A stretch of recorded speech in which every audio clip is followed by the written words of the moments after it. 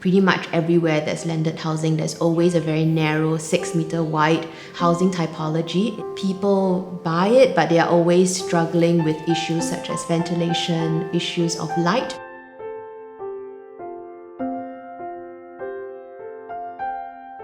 I'm Jacqueline from Plystudio Architects. We worked on this project together with the next project down the road. Incidentally, it was one after another. As a very old house, when the client first bought it, they really wanted it to be a lot more open in terms of its plan and in terms of its feel. We take from them their very peculiar living lifestyle and what they aspire.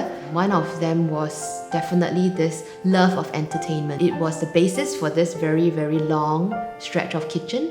And of course, immediately to it is a very nice living and dining space that is quite seamless.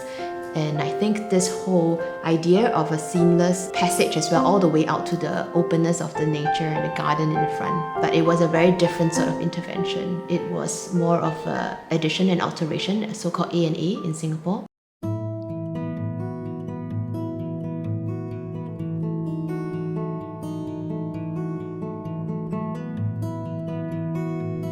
It's marked on this model by the grey parts of the model. That's the existing two-story inter-terrace building, and then we made 3 new insertions, 2 in front and 1 at the back.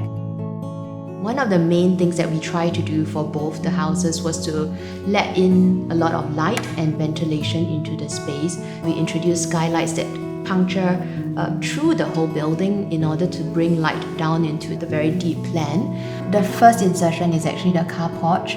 We wanted to create a very domestic one-story structure that addresses the entrance into the site. It also allowed for a nice tree to grow in it, as well as sheltering the car park.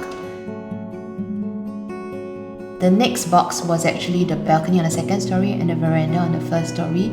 Gives another layer of space for them to appreciate the nature. That it's almost like a blurred boundary between the outside and the inside. And the last insertion, that was a double-story insertion right at the back, which contained the master bedroom at the top, and it contains the guest wing on the first story, separated from the existing by a inside-outside sort of space, which is characterized by an air well that allows for cross-ventilation and light to come into the spaces. We always like to have a very deliberate attempt at putting in some form of greenery into our projects. In this case, it's actually an indoor tree that hopefully will grow the whole volume eventually. We find it quite interesting from maybe a sustainable point of view as well, that there is an existing structure that we are trying to preserve.